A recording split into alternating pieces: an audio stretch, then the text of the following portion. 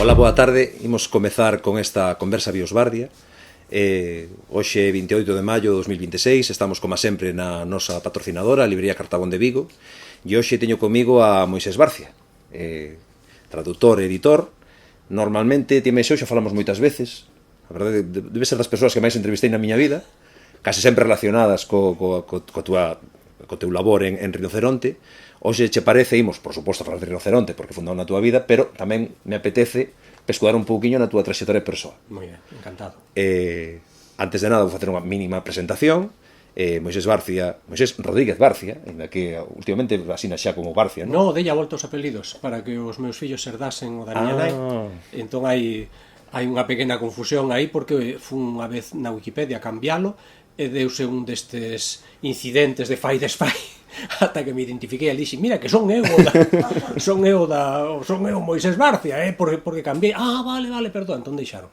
Claro, porque eu recordo que en algún momento firmaches Moisés Rodríguez Barcia, incluso R. Barcia, non? Sí, a ver, realmente o Rodríguez é así un pouco difuso, como todos os ez. Entón, pois, poña R. Barcia, pero xa digo, cando os meus nenos eran pequenos, eran os pobres Rodríguez González, pareceme unha tristura, e dixen, veña, vamos facelo agora que ainda non teñen uso de razón, ainda así enfadaron, se viñeron todos enfadados, porque eles tiñan xa metido na cabeza que eran Rodríguez González, estaban ao final da lista no cole, pasaron a estar ao principio, claro. Barcia. Como dicía, naciches en Moaño no ano 1971, és filólogo de profesión, traductor, e desde o ano 2005 dirixes Rinoceronte. Como traductor, eu hoxe contei que máis ou menos levas 130 títulos traducidos. Non. Mais? 200. Carai. Sí, 200. Entón, ou calculei moi malo ou hai moi poucos... Non sei. 200 e pico. 200 e pico, sí. É dicir, que és con diferenza o traductor vivo no mundo que máis traduciu. Sí, sei que hai algunha persoa que fai sobre todo literatura infantil que igual anda por aí, pero claro, son obras moito máis breves, moitas delas dende o castelán, pero no meu caso a gran maioría son pois, ou dende inglés ou italiano ou do francés, e son obras de certa extensión. E si, penso que debo andar polos 210 ou 220, algo así.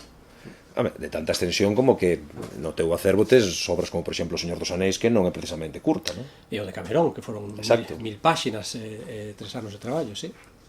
Como dicías, traduces do francés, do inglés, do italiano, do portugués tamén. Creo que andas a aprender checo tamén, ou andaches, non? O checo é un aprendizaxe que nunca acaba, pero sí, xa fixen algunha proba. De feito, en breve vai sair un libro que ademais só está en checo e en inglés, porque o traduciu o fillo do autor hai uns anos, e agora sairá en galego tamén. E xa te atreves directamente co checo, é a primeira experiencia, non? Sí, a ver, en fin, como con todo, pois con moita prudencia, no meu caso, inseguridade e temor, que se traduce pois na consulta permanente, ao dicionario, a outras traduccións, a distintas ferramentas, pero sí.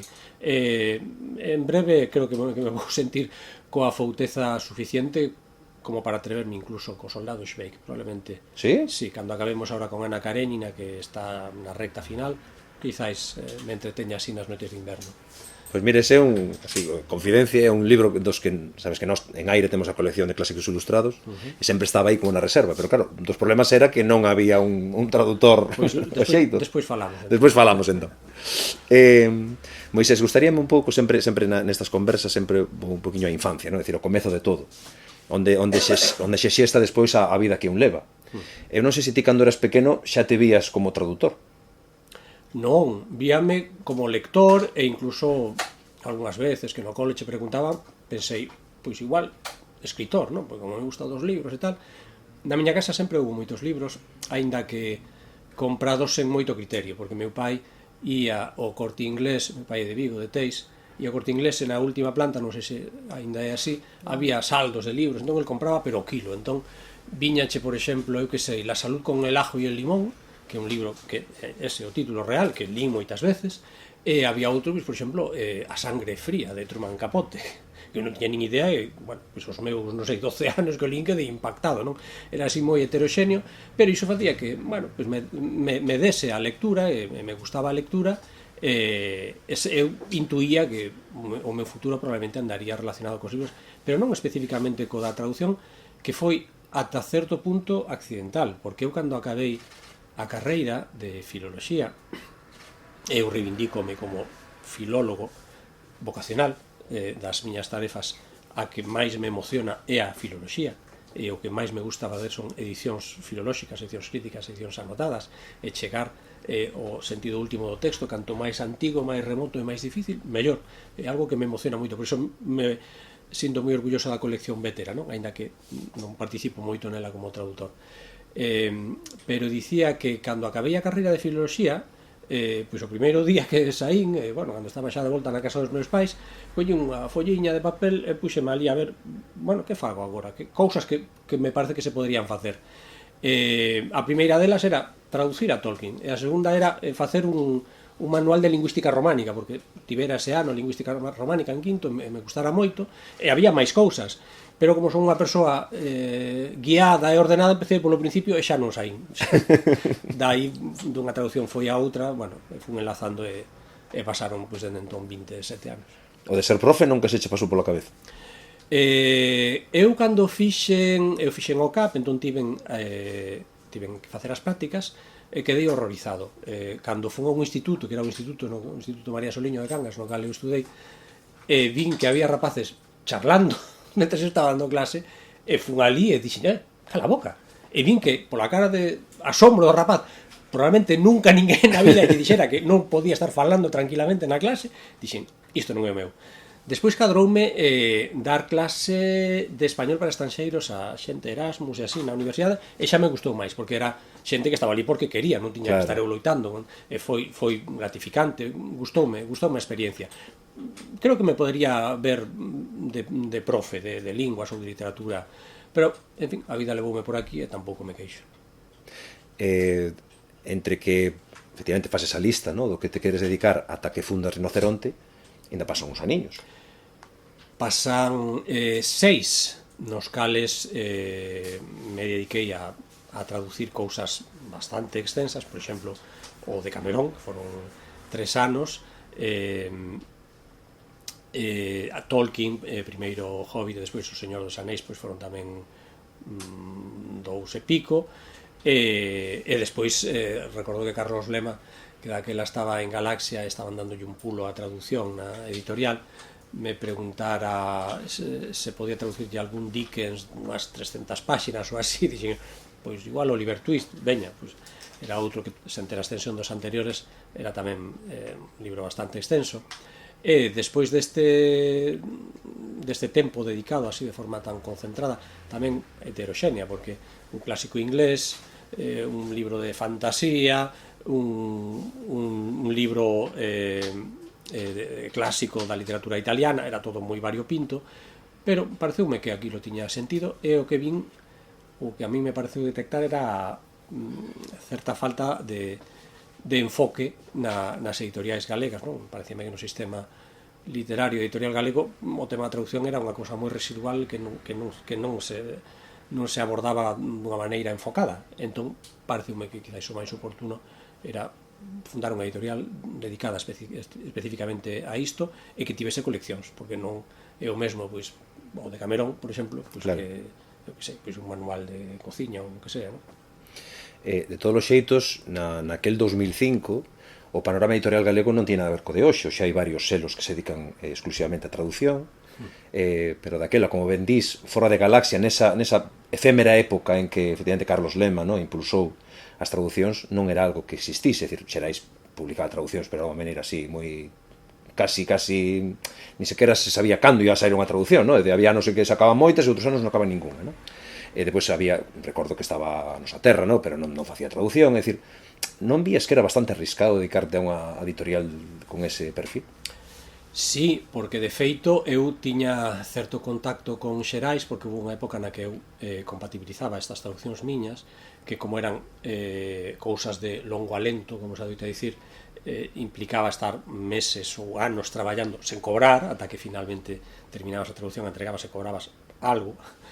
Pero con Xerais fixen moitos anos corrección de orixinais, de orixinais, non de maqueta, e a persoa que me encargaba isto era Cid Cabido, que dirixira unha pequena colección que se chamaba Ferros, que me parecía moi interesante, moi meritoria en xerais, onde non era todo traducción, pero había algunha traducción.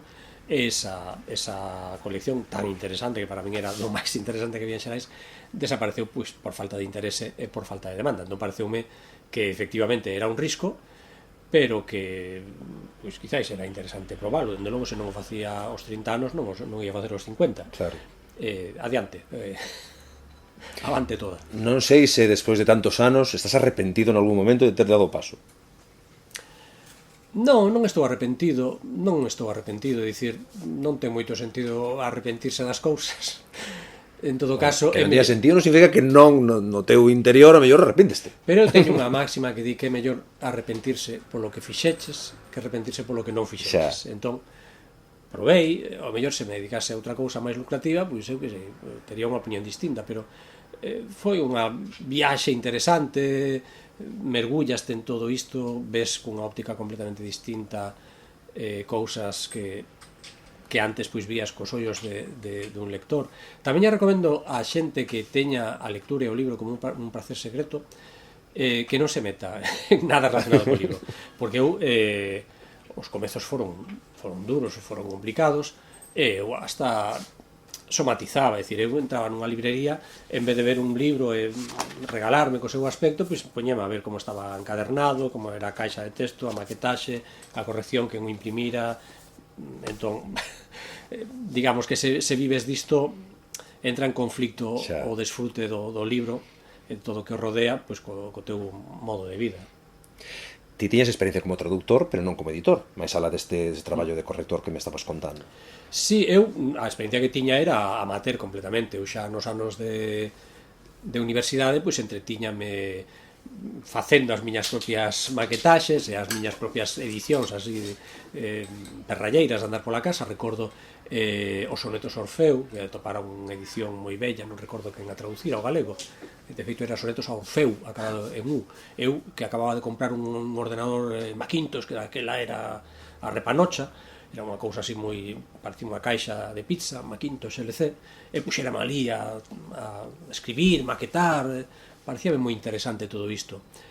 Logo xa enseguida, pois tamén en boa medida da man de Cid Cabido, que era grazas a quen pois vin pois unhas probas impresas, me ensinou así algunha cousiña.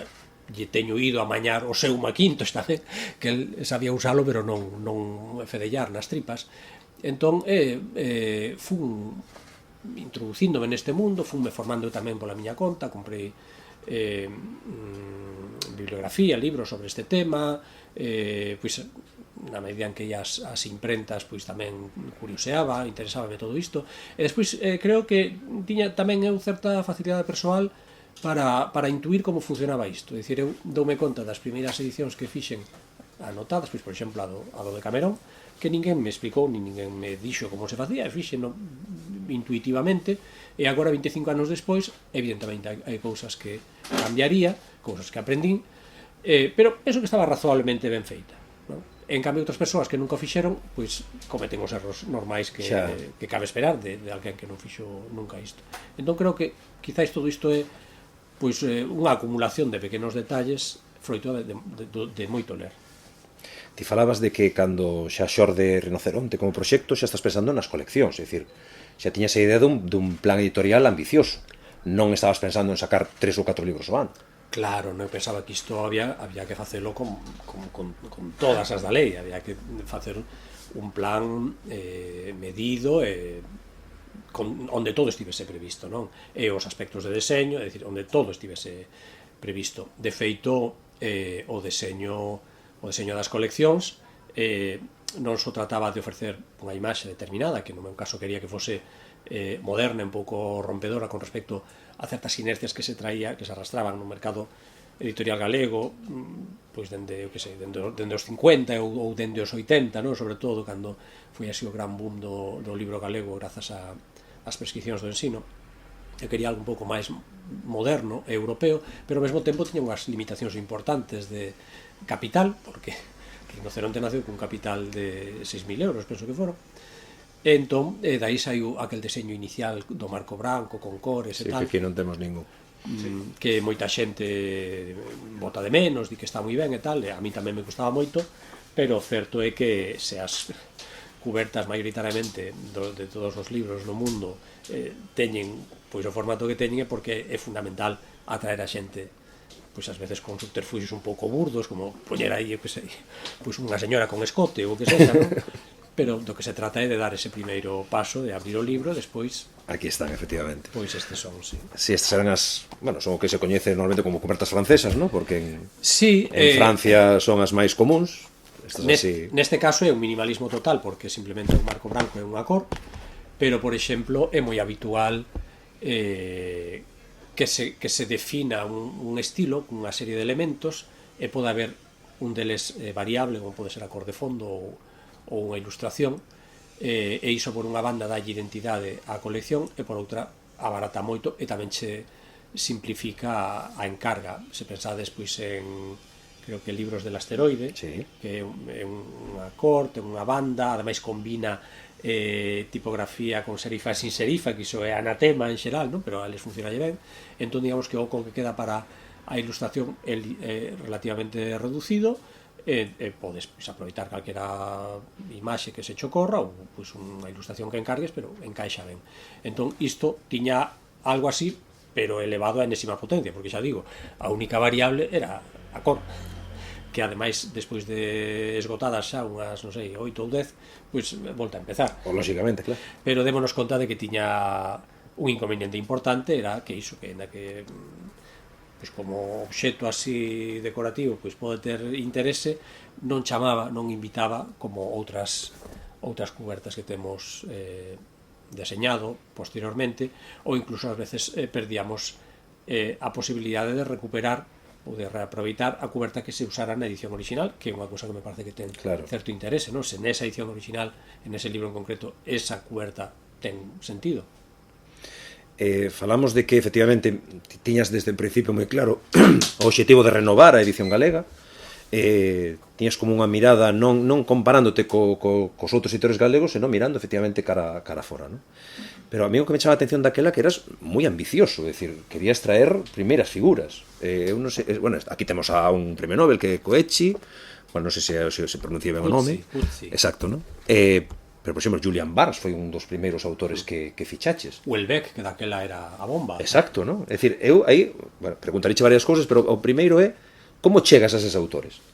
Porque non é fácil, é dicir, pois, explicar que un editorial de Cangas e que vas publicar poucos exemplares nunha lingua minoritaria. Rompendo o porquiño dos aforros, apostando e indo a lo loco. Ao final hai un refrán que a un gran amigo meu, Fran Ferreiro, lle encanta, que di, el no ya lo tienes. Entón aquí o no xa o tes. De feito, creo que é anecdótico o número de persoas, de xentes ou de autores estranxeiros que dixeron que non. Era moi, moi raro. E dende logo non era porque non quixesen verse publicados nunha lingua minorizada. As dúas ocasións que creo que houve, ou tres, de 200 e pico ou 300, que dixeron que non era por diñeiro, é dicir, porque tiñan un mínimo baixo do cal non querían negociar e nada máis. Pois nada, buscar en internet, buscar daquela cando non tes aínda nin relacións, nin coñeces outros editores, ou os editores que coñeces non coñecen a xentes estranxeiros, porque todo o que publican é de xente galega, pois supoñía pois ir, por exemplo, á Feira de Frankfurt, relacionarme pois co que se chamaba, o que creo que aínda se chama Grupo Contexto, que eran Impedimenta, Nórdica, sí, non sei, algunha máis, e con esta xente, pois iso, que eran pequenos editores independentes madrileños, aínda que hoxe xa teñen unhas dimensións considerables, sí, Impedimenta, Nórdica, pero daquela éramos uns chaiñas todos, bueno, eu máis ca eles, pero non eran moi coñecidos, pois establecendo contactos, pois vanche explicando, non, pois isto leva a este, tal, e tumba. Tamén é certo que hai algúns, despois en privado digo, che nome se queres, bastante, vamos dicir, insolidarios, por non dicir outra cousa. Me parece que o que vendan outros yo quitan de vender a eles, bueno, pues con esa xente moito non podes facer, pero en xeral había certa camaradería, sobre todo en xente nova que estaba dando o salto a montar a súa pequena editora. O que pasa que iso todo parecía moi bonito, pero despois encontraxeste coas cifras frías. Claro, Decir, claro. Por exemplo, recordo que lanzaches o de Barnes o título que ti lanzaras, creo que foi prácticamente cando saiu a edición en inglés ou incluso antes da castelá. Foi antes que a edición en castelán, e o cal implicou que viñese de volta, porque os libreiros dixeron, pero isto que es? Pero non hai ningún libro así de Barnes, digo, non, é que ainda non, pensaron que era unha obra menor, que era, non sei, que como non estaba a versión canónica de referencia, que era castelán, en anagrama, penso, pois non tiña sentido ter a galega, non lles inspiraba a confianza, a pesar de ser Julian Barnes. Entón, foise de volta ao servicio de novidades, volveu a distribuidora, e logo, cando se iba de anagrama, lanzámosla outra vez, e esta vez con anagrama, vale, entón sí que xa tivo un pouco máis, tampouco moito, porque normalmente as novidades en castelán están na mesa de novidades e as novidades en galego están al fondo, a la derecha, ali, non é o caso de Cartabón, non é o caso de Cartabón, que é unha cousa que honra moito, pero sí, por desgracia, é o caso de moitas librerías galegas. Entón, xustamente creo que iso é seguramente o peor que pasaches nesa primeira etapa, ¿no? É dicir, ver que todo aquilo que te estabas poñendo sobre a mesa, que era como moi razoable, moi ambicioso, moi ligado a un modelo de lector que se iba a implicar, viches que realmente non había esa demanda, nin por parte do mediador, é dicir, por parte de moitos libreiros, seguramente o mellor nin sequera do público lector. Xa non falou dos medios de comunicación que en Galicia son inexistentes. Había dúas cousas. Por unha banda, eu intuía e esperaba que a propia presenza destes libros crease unha nova demanda, é dicir, que tivese un efecto a presenza dos libros de Rinoceronte, que aínda que de principio a xente que non estaba feita a ler traducións en galego, porque as traducións serían en castelán, fose asimilando que había tamén traducións en galego e que isto crease unha demanda. E despois, por outra banda, deime conta de que non había masa crítica. Non había masa crítica nin de lectores, nin de libreiros conscientes do que é o mercado do libro galego, nin, por suposto, nos medios, a repercusión, os prescriptores. Eu os primeiros anos fixen moitas visitas a centros de secundaria e quedei absolutamente admirado de que os 10 anos da creación de Rinoceronte había profesores de galego que nunca ouviran falar de Rinoceronte, profesores de lingua e literatura galega, que vale, o negociado deles son os autores galegos, pero digo eu que lerán os suplementos literarios, irán a que sea algunha presentación, algunha librería, non? Esa cousa parecíame inaudita. E despois, coas librerías, pois tamén ocorre o círculo vicioso que che di, non poñemos, que hai pouco espazo na mesa de novidades, se poñemos novidades en galego, perdemos de vender as de castelán, que venden moito máis. Vale, esa lógica acepto ata certo punto, pero é que se non pos os libros en galego e a xente non os ve, pois cada vez van pedir menos libros en galego. E se non hai libros en galego nas librerías galegas, onde o vai a ver? Nas librerías neozelandesas? É que é unha cuestión que me causa verdadeiro abraio, non? Eu non digo que os libreiros teñan que estar aquí dignificando nada, nin rescatando nada, nin redimindo o galego, pero se os libreiros galegos non venden ou non mostran os libros galegos, quen o vai facer? E sobre todo que o proxecto de Rinoceronte desde o principio foi un proxecto moi consciente e con moita calidade, é dicir, non é en plan, véndeme este libro e depois ábrelo e dis, Dios mío, pero que maquetou isto, ou esta traducción está feita con, bueno, que por desgraza na historia, antes da inteligencia artificial xa houbo en Galicia libros que se publicaron con traducións automáticas que son indefendibles, quero dicir, con caixas ilexibles, etc. Eran libros que tiñan unha calidade, non? É dicir, que ti notaches que había un prexuizo xa inicial, é dicir, non, é que o galego está ben para vender determinadas cousas, pero para iso, ler a Huelebec, non. Era así, de feito, eu acórdome dunha librería que había que se chamaba Andel do Libro, non? Que era Xaime, creo que se chamaba o libreiro. Compraba bastantes libros de Rinoceronte. El dicía que a veces lle viña algunha persoa que non é que falase galego habitualmente, nin vivise en galego, pero sí lle apetecía de cando en vez ler algún libro en galego, entón poesía, deixábase recomendar, normalmente pois recomendabanlle pois, o Premio Xerais ou algunha obra así que tivera certa repercusión. En algún caso, pois volvía o home mosqueado, porque dicía, a ver, isto que tal. Un día resulta que lle pararon os ollos nalgún libro de Rinoceronte e dixo, coño, pero que hai? Que se poden ler, que non teñen que ser autores galegos, que podo ler en galego cousas de... E pareceulle unha ventá aberta ali a un Valverde. Entón, isto é basicamente o que sentía eu tamén, é dicir, pareceme estupendo ler pois, o que se publica en galego, dende hai un ano e pico pois, participo como xurado residente nun premio literario, o cal nos leva a ler prácticamente todas as novelas que se publicaron en galego no ano anterior. Como a Xolapeito, o cal é un traballo moi arduo, debo dicir que non especialmente gratificante. Na shortlist, si, cando xa tes 10 ou 15 finalistas é outra cousa, pero antes hai moita broza que peneirar.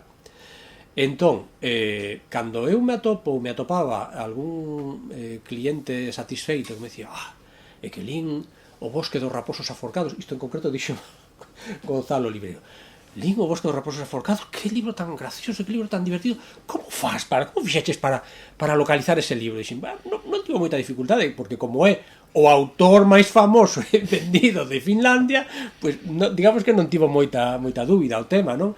E esa era a gran ventaxa que eu vía, é dicir, como está prácticamente todo por facer, se me poño simplemente a seleccionar, a escoller e a encargar as traduccións dos autores máis, xa non vou dicir de calidade extraordinaria, pero que teña polo menos a aceptación do público de unha serie de países, se funcionaron neses países é máis probable que funcionen tamén aquí. Nalgún caso igual non, porque hai diferencias culturais insalvables, pero o máis probable é que ocurra pois, o que ocorreu no caso do Bosque dos Raposos Aforcados, que foi o número 1, foi o libro título número 1 que se publicou en Rinoceronte, e o número 1 en vendas é un libro que 20 anos despois segue sendo segue vendéndose, segue publicándose. Fixemos incluso unha edición nova con unha cuberta distinta, publicamos a versión en banda deseñada, é un libro que funciona. Entón, penso que de sentido común que se colles o que funciona masivamente no resto do mundo, aquí ten que funcionar, ainda que non sexa tan masivamente, pero razonablemente ben. E ademais, eu non sei que porcentaxe da poboación mundial somos os galegos, pero dende logo non pode competir, é dicir, é posible que no ano, en cada ano, pois haya un ou dous libros así de certo interese, de libros potentes, defendibles, pero que no resto do mundo, ao mellor son, non sei, 500. No, e ademais, igual desde Galicia temos unha visión distorsionada, pero incluso en castelán, a maioría do plan editorial de calquera editorial está baseado nas traduccións, é dicir, ti falabas antes do grupo Contexto, que son, bueno, editoriais que teñen moito prestixio, non? Efectivamente non son as primeiras en vendas, pero cada día están gañando lectores, gañanos con autores de fora, non o gañan con autores españois, o cal é lóxico, porque o que ti, non? É dicir, ao final, e despois creo que en Galicia faltou normalizar que a biblioteca galega ten que compoñerse do mellor que se está facendo nos outros idiomas, porque un escritor en lingua galega mellora, sobre todo se lee vos autores, non se lee libros de autores galegos, é dicir, a lingua, ainda que sexa traducida, que teñen eses autores que saben escribir ben, cando les no teu propio idioma, enriqueceche a túa propia maneira de escribir, non? É un factor determinante a hora de identificar linguas, países e sistemas literarios editoriais autónomos e normalizados frente aos subdesenvolvidos. Se ese sistema publica maioritariamente obras de autores dese mesmo sistema, é que a xente os compra porque, é dicir, compra os libros nese idioma porque non hai forma de ler noutro a ese autor, non? Pero se lle das a escoller, evidentemente vaise a outro.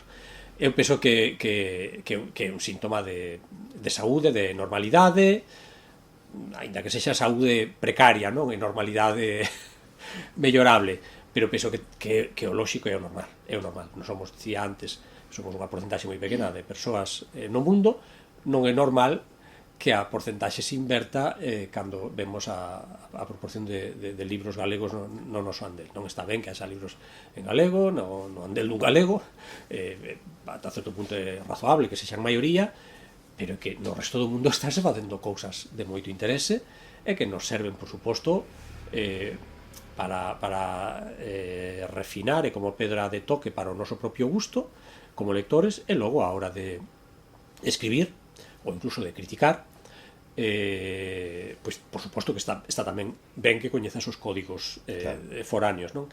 Aínda que hai un problema que está, baixo o meu punto de vista, adquirindo dimensións preocupantes, que eu chamo o efecto anagrama, que consiste na adopción de esquemas sintácticos, lingüísticos e máis do inglés que se debían en orixe á traducción incorrecta do inglés. Digo anagrama, pero podía ser outras. Non digo anagrama porque en anagrama hai algún traductor de anagrama que non che cae especialmente ben. Non é que non me caia ben, non é unha cuestión persoal, é unha cuestión obxectiva de datos, non? E o tema é que tanta xente, tantos lectores españois leron pois a Kiwan ou a Paul Auster ou a tantos outros en anagrama, que asumiron que a mala traducción era realmente o estilo destes autores. Entón, despois, cando traducían, os traductores traducían así porque lles parecía que era a forma guai de traducir, de escribir como Paul Auster. Pero que agora se está creando en España, nas linguas nas que eu leo habitualmente, en España, que son o galego e o castelán, teño detectado e documentado, e por eso podemos proporcionar exemplos delirantes desta creación en anagramés. Por exemplo, xa non dis, eu que sei, suaba a fronte, senón a súa fronte suaba. É dicir, o calco de estruturas do inglés que xa están introducidas na creación. Entón, pois quizás foi un inconveniente da traducción, non? O de feito de que a xente lese lectura traducida. Claro, lectura mal traducida, pero era o que había daquela. Bueno, supoño que tamén inflúe Netflix, ¿no? Porque tamén as traduccións de Netflix ás veces son bastante nese sentido, ¿no? Sí, pero Netflix é relativamente recente. Despois tamén hai que ter en conta que a traducción de Netflix é traducción audiovisual que en xeral é algo máis equiparable á interpretación, porque é oralidade, e as fórmulas expresivas da oralidade son distintas das literarias. É como, eu que sei, unha persoa que teñas un amigo que fala moi fluidamente inglés ou francés ou portugués ou que sexa, moitas veces nin sequera é que teña unha gran bagaxe, nin un gran dominio gramatical, senón que ten recursos expresivos, incluso a xestualidade, pero logo polo escribir un discurso, un conto, fai unha pifia, e ao revés, non? Tens un amigo que fai ali que controla moi ben os recursos literarios e logo a oralidade non se lle dá. Entón, é certo que o problema tamén se detecta en Netflix e na traducción audiovisual, pero penso que son cuestións distintas. Xa.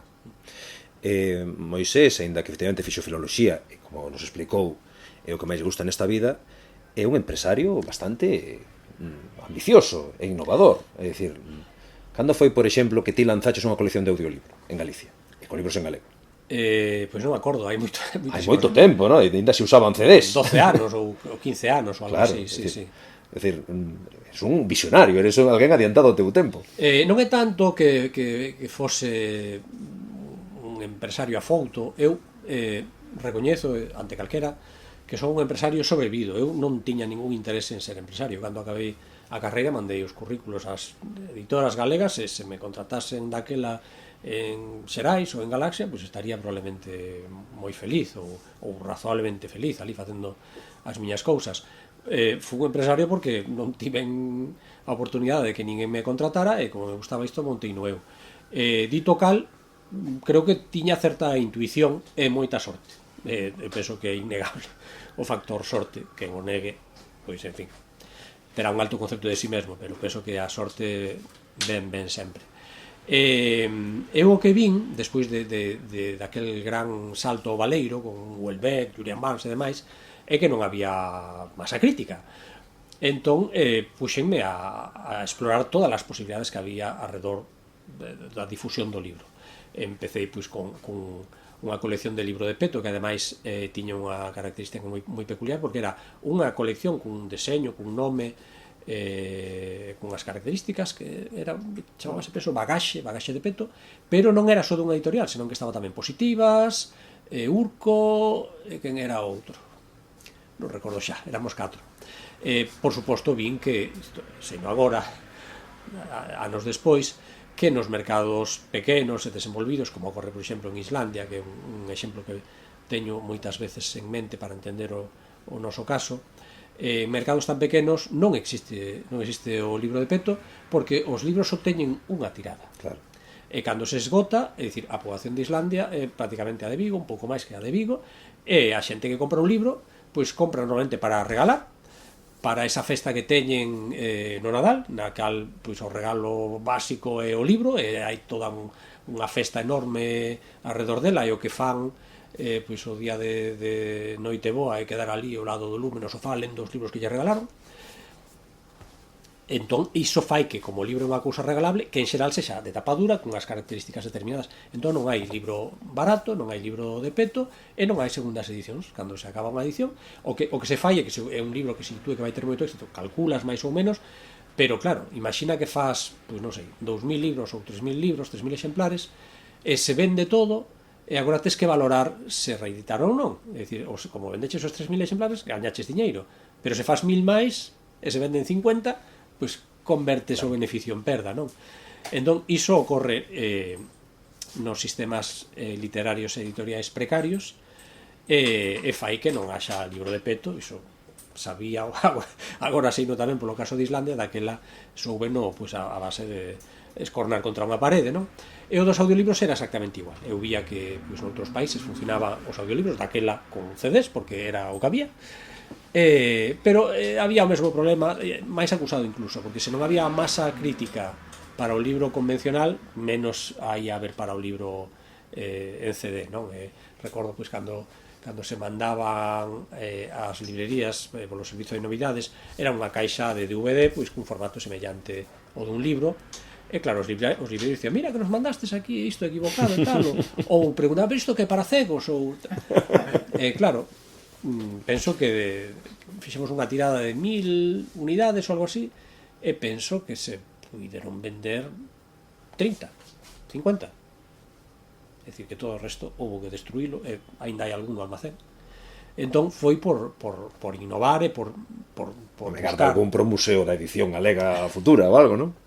Fixemos tamén daquela estábase anunciando todo o tema do libro electrónico, saía o Kindle, aquel primeiro Kindle que se vendía en Estados Unidos, que eu teño, pero comprado en Estados Unidos, que tiña un teclado. Prometíase que o libro electrónico ia ser a repanocha.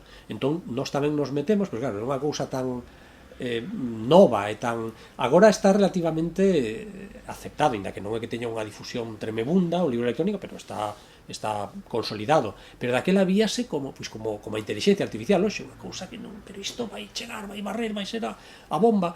E claro, eu, entre que non sabía moi ben como ia funcionar iso, e que non tiña diñeiro, pois dixen, el no ya lo tienes. Entón, escribínlle os propietarios os dereitos e propúxenlles ofrecer o libro electrónico dos nosos libros gratis. É dicir, que a xente os puidese descargar gratis coa esperanza de pois que despois comprasen o libro en papel se lle gustaban, ou como mínimo crear rebumbio, crear hype. E fixémolo. Sorprendentemente, a maioría dos axentes deron o ok. Supoño que lles pareceu que as dimensións do galego eran tan reducidas, claro, que non era moito o risco, e podían ver como un experimento, a ver como funcionaba.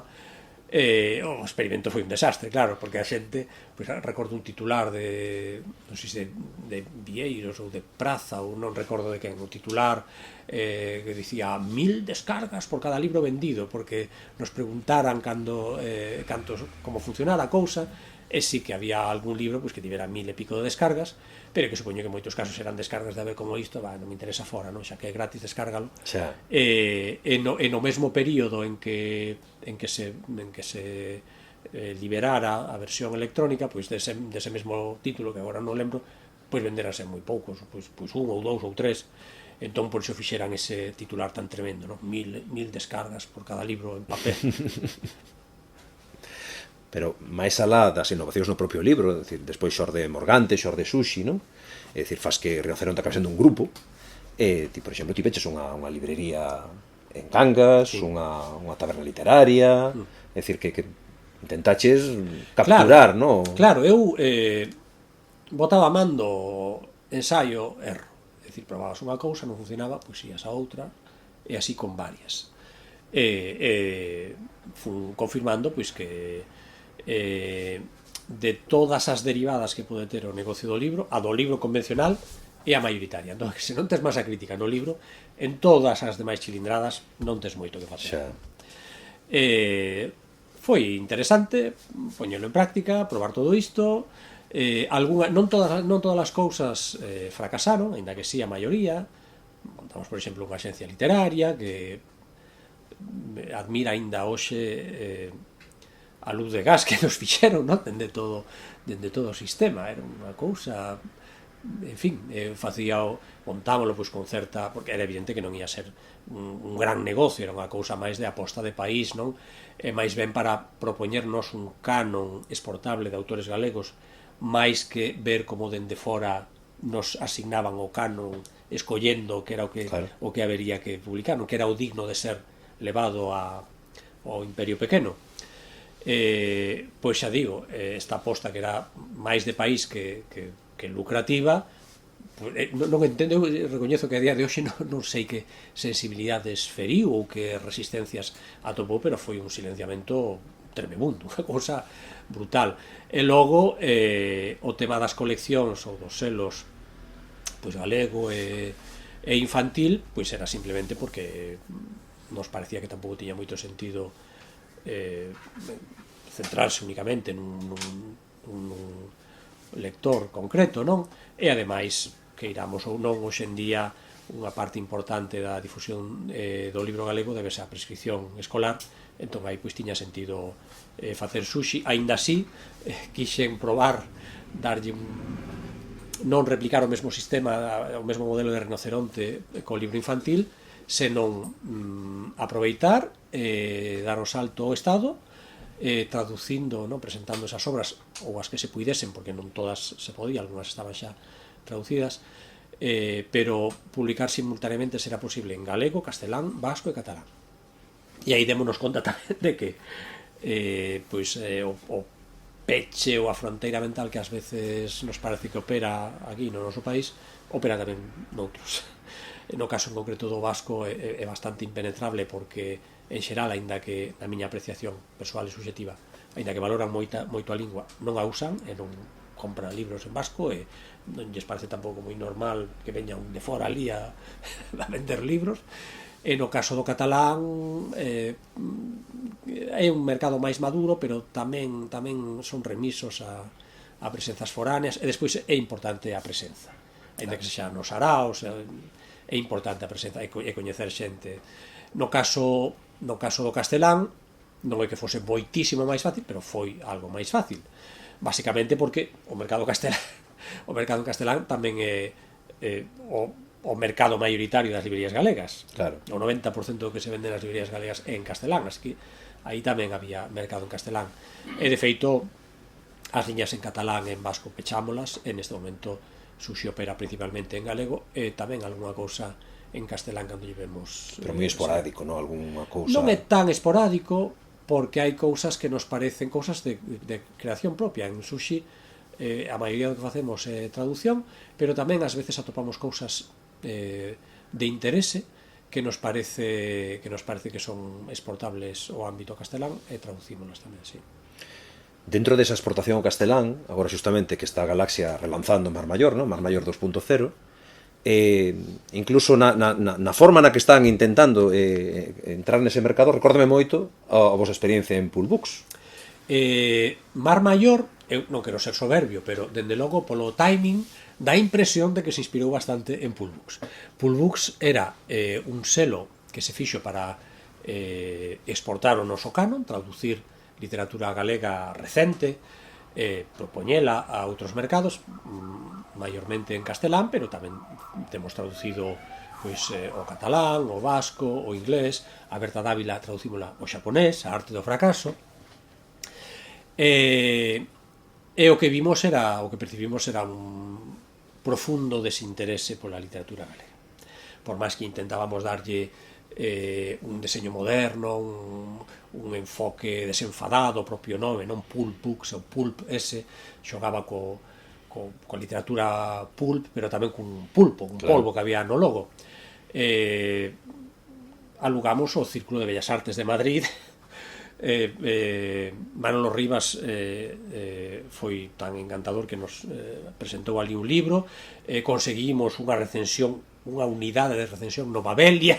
Carai. Tiñamos incluso contratada unha persoa ali, unha rapaza que facíanos como intermediar, era a que me levou a min na man a El Mundo, a ABC, a Xencia F, para intentar facernos ver. E algo de resultado houbo, por exemplo, esa recensión en Nova Belia, pero claro, cun custo enorme, un custo de tempo, de investimento, en fin, un custo enorme, que logo non se traducía en vendas. Pois ías a unha presentación, viñan bastantes xornalistas pois atraídos por Manolo Rivas ou por quen fose, dabas os libros e logo cando marchaban deixaran os libros ali, que non tiñan non querían nin regalarlos a chacha peruana, é dicir, e vimos que a sensibilidade nese momento do público ou dos prescriptores de lectura en España non eran especialmente propicios. Era máis fácil que mostrasen interese pois por un libro, unha novela serbo-croata ou que sei, unha neerlandesa, que por unha novela galega. O proxecto durou un par de anos ou 3. Non é que fose, non daba perdas, pois porque aspirábamos a todas as subvencións que houvese, axudas, e porque operábamos sempre en segundo plano, é dicir, o Poolbooks facíamolo en momentos de parón, en momentos de pausa, e reaproveitando, é dicir, era como cociña de recortes, non? Entón a nós non nos custaba moito e pagábamos pois a tirada pois con todos estes recursos, pero aínda así a min parecíame pouco productivo, pouco construtivo e tamén frustrante na medida en que non se estaba logrando o que queríamos, que era acadar difusión, e que tamén os autores, polo menos a maioría deles, aínda que en principio estaban afagados polo feito de que ian publicarse en castelán, logo vían a repercusión ou vían unha presentación e vían que non había case xente ou vían as cifras de vendas e quedaban tamén un pouco desmoralizados, non? Entón pechámolo. E xusto cando poñemos en marcha isto foi cando dende Galaxia activaron Mar Maior, pero claro, como dixen hai un anaco, nos facíamos todo isto pois con tempos mortos, no? A cociña de recortes que falaba, mentres que Mar Maior eu penso que tiveron que contratar xente, pagar, aparte de que eran Argentina, e os custos deberon ser astronómicos. Entón, claro, nos ao cabo de 2 anos replegamos velas, o custo pois foi asumible, non pasou nada, polo menos divertímonos, pero Mar Maior penso que non foi así, que foi un furado importante nas contas de Galaxia. E esta volta que lle están facendo agora quizáis teña máis sentido que o que fixeron antes. Eu desexolles sorte, espero que lles vaya ben, eu faría de outra maneira, ainda que, en fin, non consejos vendo, visto dende fora, vexo que a cousa evolucionou dende eses anos que nos pechamos Poolbooks. Estamos vendo agora na difusión que están tendo, sobre todo autoras galegas, o cal non implica que escriban necesariamente en galego, pero galegas, de sensibilidade de temáticas galegas, e algunhas delas, ademais, incluso que sí, escriben en galego e as traducen, e isto pareceme esperanzador, positivo, non? Porque ao final iso era o que buscamos nos no seu momento con Poolbooks e non conseguimos. Claro. Houbo efectivamente moitísimos proxectos que baseándose nese sistema de ensaio-erro levaches a cabo. Non sei se hai algún, igual que Mar Maior tivo unha primeira etapa e agora ten unha segunda, non sei se hai algún que che apetecería intentar de novo. Sí, pois basicamente o de Mar Maior. Sí? Sí, estamos preparando, sairá en breve, unha colección de rinoceronte en castelán.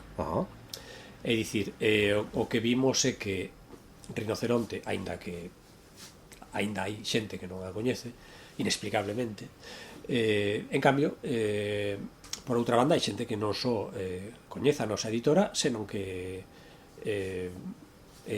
son asiduos lectores, están moi contentos coa selección, e incluso cando se anuncia que se vai publicar pois non sei que obra internacional de certa relevancia, xa asumen que vai ser rinoceronte, non? O cal non sempre é certo, porque hai outras editoras, por exemplo, Rodolfo Priscila, que é a editora de Carlos Meixide e Berta Dávila, está facendo cousas moi interesantes e moi na liña de rinoceronte tamén, algunhas delas. pero que hai lectores que xa teñen posicionado Rinoceronte como unha editora de referencia para un tipo de títulos. Incluso lectores que non é que adoiten ler, lectores galegos que non é que adoiten ler en galego, pero que, como lle gusta a nosa oferta, pois o fan en galego.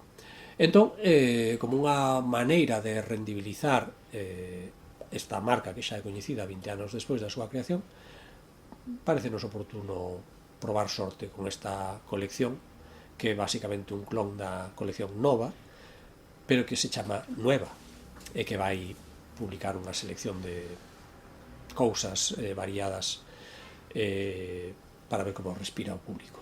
Pero van ser, entendo, títulos internacionais traducidos ao castelán. Non necesariamente, algúns deles sí, porque, como digo, se basean pois, en títulos que xa saíron en galego na colección Nova, pero vai haber outro filtro, outro criterio, no cal non só se van a coller autores que escribiron originalmente en español, senón que pode ser incluso autores clásicos. Pois, por exemplo, unha edición que temos moi avanzada, Los Pazos de Ulloa, de Pardo Bazán. En castelán? Sí. Pois é unha edición anotada, ou vai ter algo de especial, supoño. Claro, sí. Que ben. Sí. Ti, calquera que nos estea vendo ou escoitando, pensará, pois xa chega ben de chollo que ten este home. Pero dentro de Rinoceronte é o primeiro traductor, quer dizer, é o tradutor que máis libros produce. Sí. Eu, cando todos os meses fago a selección en Biosbardia de libros e aparecemos de Rinoceronte, prácticamente non teño que ir ver quen é o traductor, porque xa sei que é ti, non? Non sei como és capaz de levar, porque claro, ti ademais és un traductor, como ben dixeches antes, que é ambicioso, é dicir, non só traduces libros de 100 páxinas, senón que hai proxectos que deben de ser bastante traballosos. Non sei como compaxinas as dúas cousas.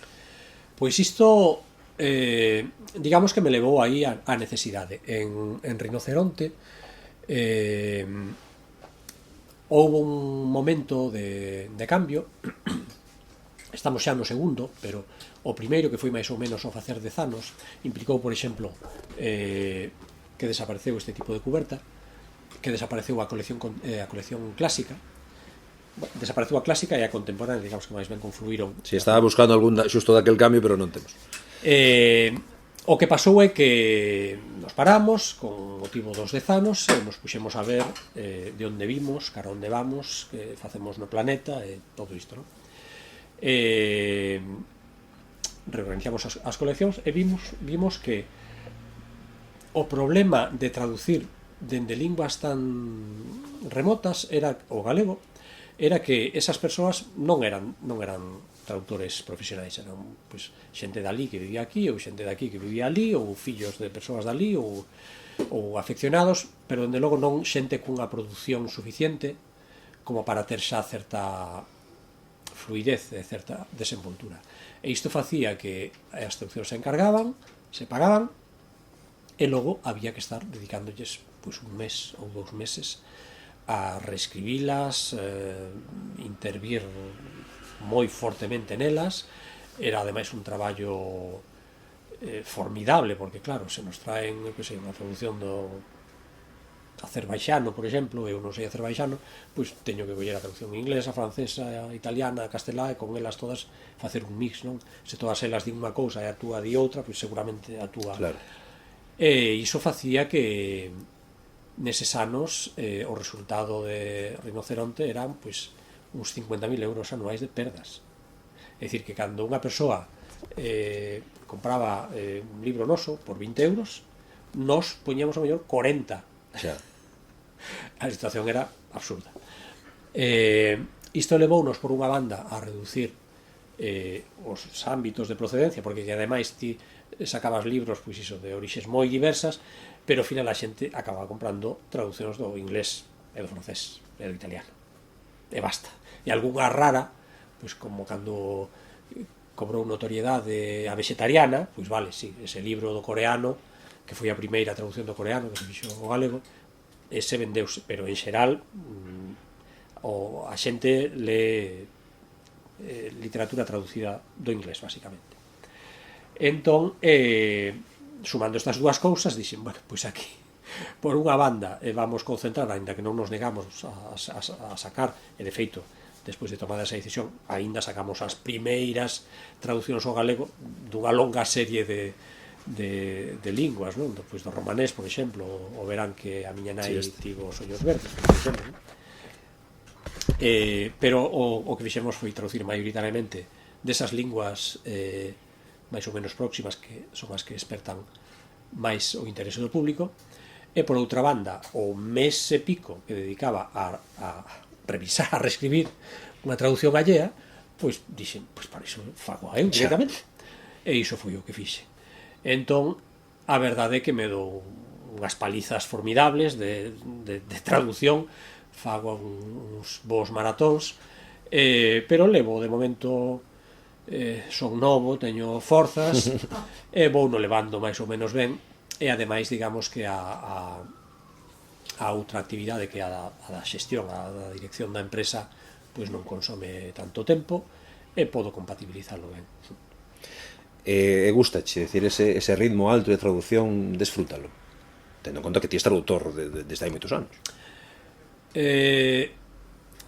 Digamos que levo xa tantos anos facendo así que me gustaría facelo de outra maneira, pero non me parece o ritmo óptimo.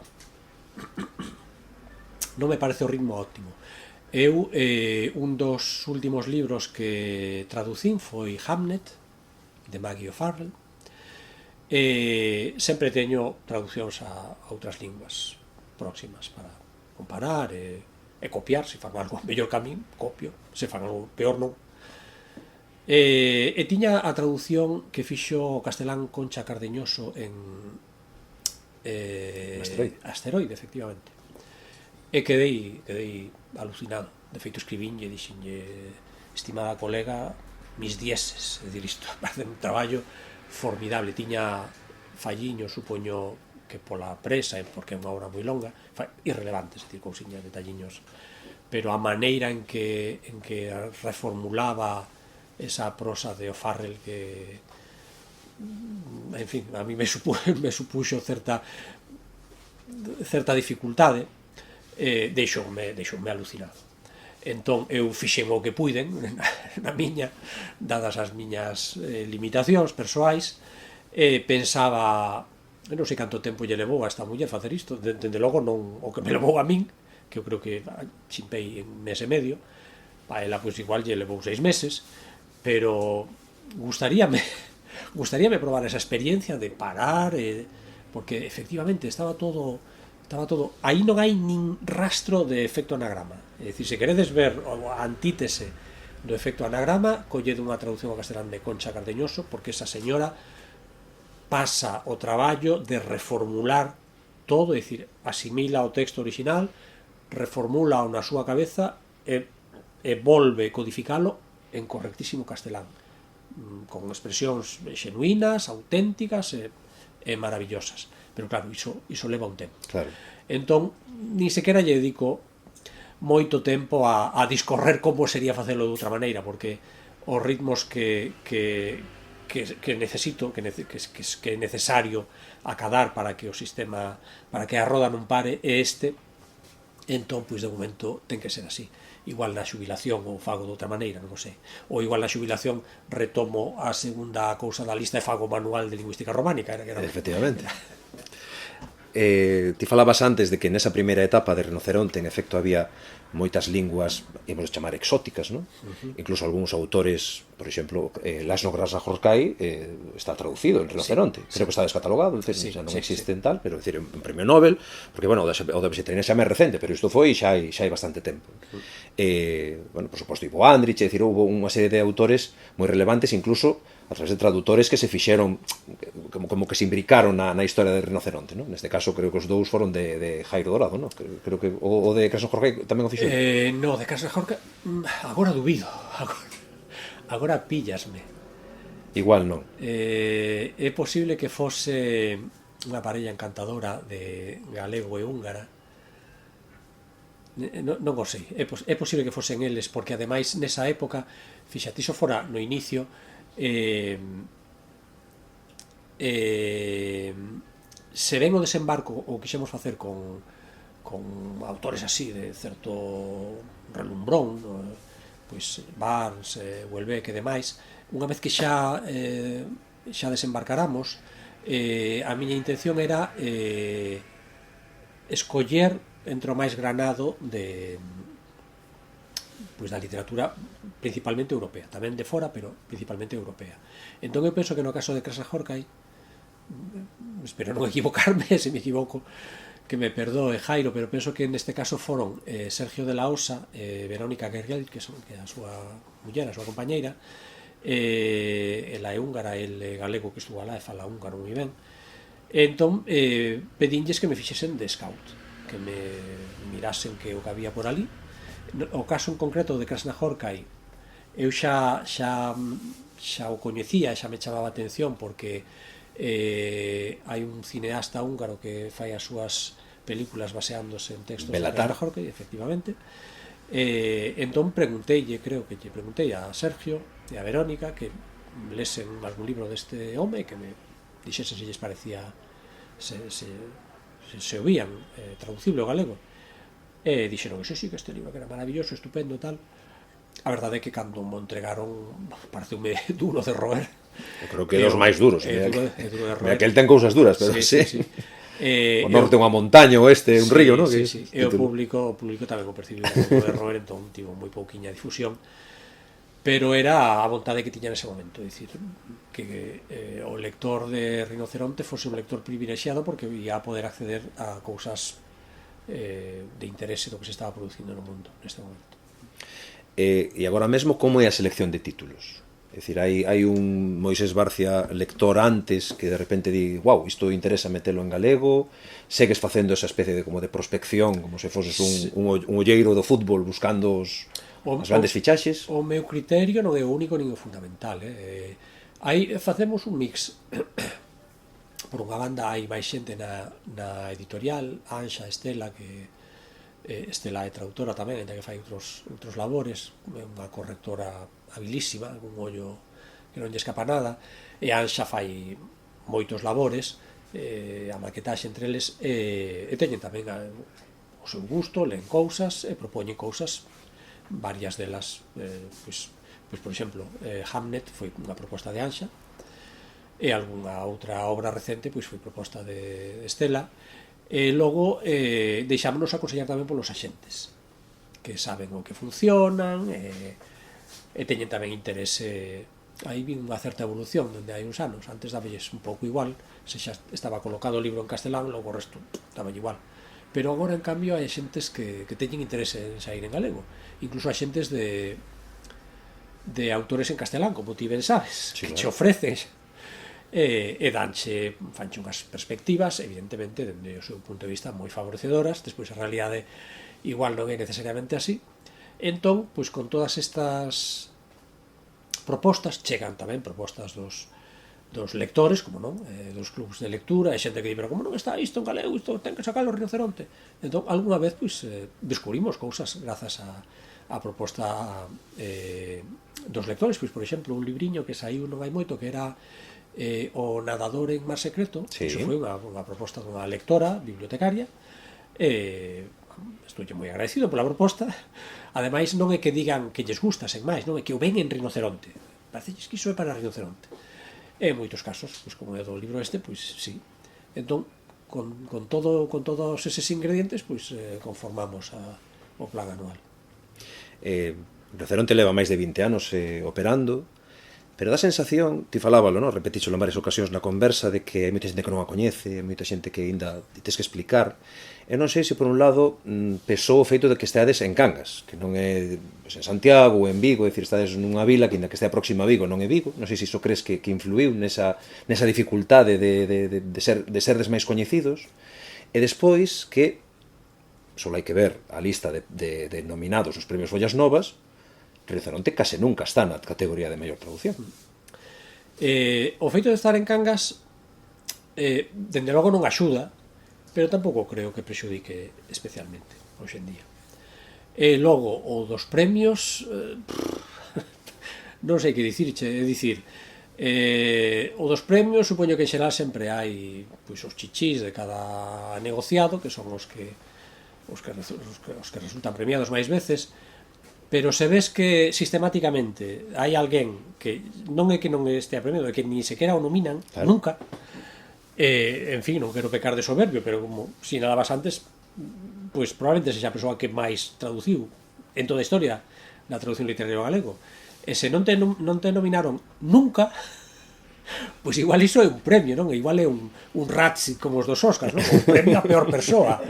Entón, pois eu que podo dicir, en fin, non sei, eu creo que con respecto aos premios eu vexo que hai dúas modalidades de premios. Premios que dan moito diñeiro, entón poden facer o que lles dé a gana, pois o planeta é a desvergonza total, porque vese que o que fan é darlle diñeiro pois a xente que traballa na empresa, claro, en fin, é un pago de favor, pero poden facer o que lle dá a gana, porque como che dan 1 millón de euros, pois exactamente igual, non? Ou pois o premio a ENA que acaba de sair, pois é o premio a quen lle pareceu oportuno, eu ligo o libro, está ben, guai, pero quero dicir que como das diñeiro, aí non ninguén che chista. E logo hai outros premios que non dan diñeiro, que o que dan é prestixio. E claro, o prestixio non se compra ni se vende, o prestixio trabállase, non? Estou pensando, por exemplo, no Goncourt, que é un premio que non ten dotación, pero todo o mundo se tira dos pelos por recibir o Goncourt. Bueno, se recibes o Goncourt, bueno, xa é un libro, unha obra. Entón, se o teu premio non ten nin prestixio nin diñeiro, que ten? Unhas figuriñas que podes comprar no Cash Converters, como se viu aí atrás hai uns meses. Eu, sinceramente, non sei, a ver, non quero tampouco aquí meterme con ninguén, non? Pero se tes un premio no cal isto é así, anos e anos, non sei, igual había que darlle unha volta, igual reflexionar, pois, de onde vimos, cara onde vamos, todo isto, non? O problema é que detrás de todo isto o que se agocha é un sectarismo demencial, que eu non lle vexo ningún sentido. É dicir, vemos que o galego esmorece, que o libro en galego esmorece, que se hai uns anos pois o libro galego era o 15% do que se vendía nas librerías, hoxe en día é o 7%, a cousa non vai a máis, vai a menos, e permitímonos o luxo de crear categorías de xente que teñen vetado acceso a absolutamente nada, non? E a min pareceme estupendo que a xente teña filias e fobias, que teñas os teus amigos e que es libre de ir de cañas por aí con quen che pete. Pero, ao final, se estás metido nunha área como é pois, a da cultura en galego, a do libro en galego, e sistemáticamente ocultas, silencias, ensombreces, puteas a quen por outra banda ni siquiera é que fixese nada especialmente terrible, non? O sea, que isto opera por filias e fobias, pero iso repercute directamente en ti, porque o que estás facendo é minorando, empequenecendo o espazo, o ámbito no que te moves. Eu, se esta xente non o ve, pois que podo facer? Mostrar o meu abraio, simplemente. Eu penso que tamén existe unha especie como de mito de Moisés Barcia, non? É dicir, non sei, que tamén non é, a ver, unha persoa que eu creo que falas claro sempre, non? Además que expresaste es moi razoable e argumentas moi ben, pero sí que, ao mellor, pois, no conxunto da cultura galega, pois, sempre tes como unha posición un pouco outsider, non? No sentido de que non lle baila la auga a ninguén, non? Non sei se pensas que iso, máis alá de que mellor no Twitter, pois, houbera algunha polémica no pasado, porque hoxe xa non hai prácticamente polémicas no Twitter, que pode estar detrás diso. Non sei, se ti tes valorado que mellor Moisés Barcia como personaxe público pois pode ter algo que ver niso que efectivamente é moi notorio. Non o sei.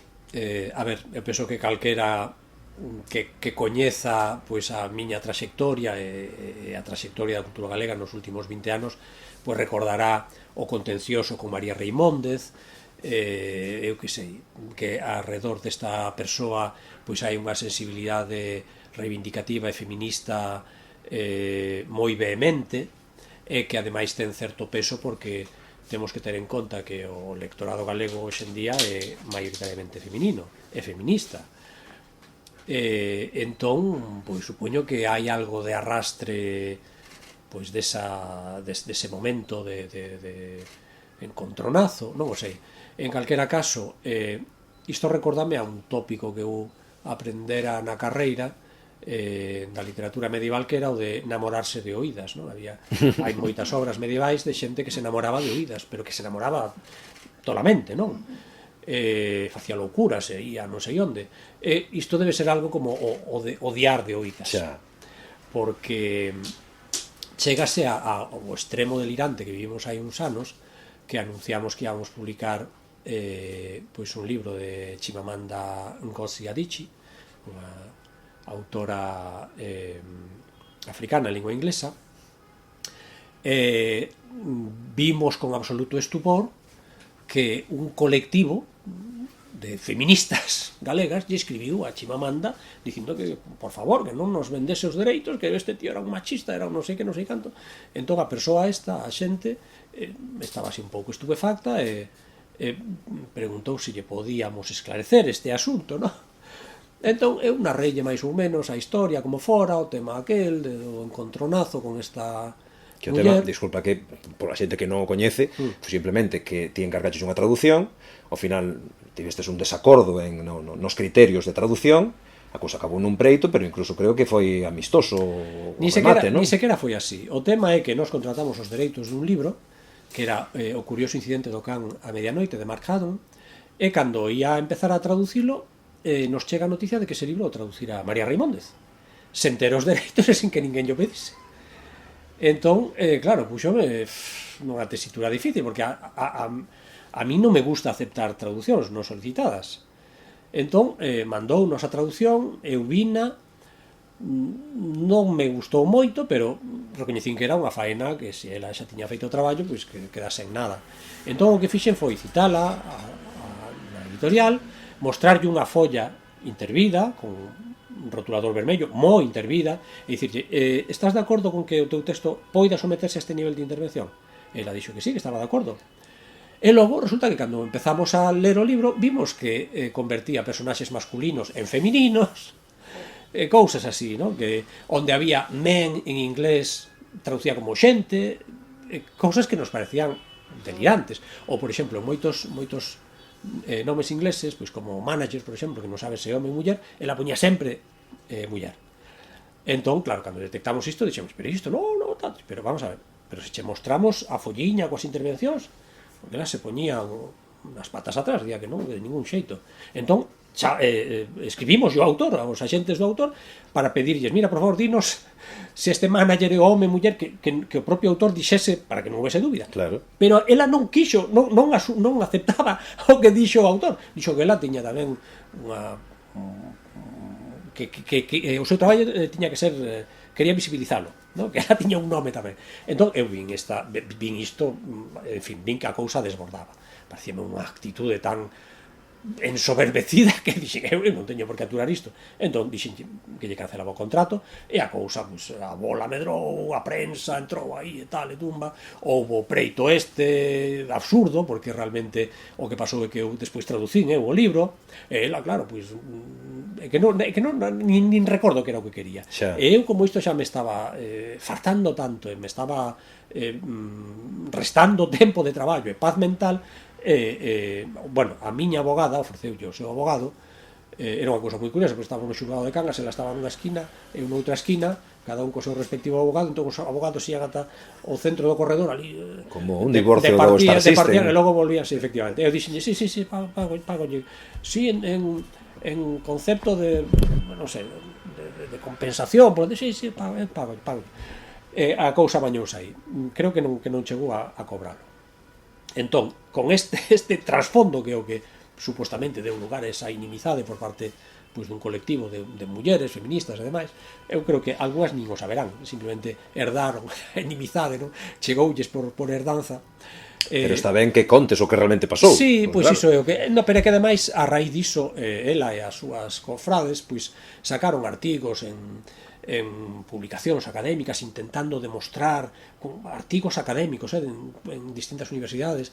Hai un fascinante que é dunha universidade catalá e intenta demostrar, segundo conta a súa autora, ela cree que o consegue, como un rato que se chama Toby é femia, non? Porque ese pobre rato tamén foi convertido en femia por María Reimóndez, e ademais hai unha frase na que di, aparte de chamarse Toby, hai unha frase na que di he is nocturnal, é dicir, el é nocturno.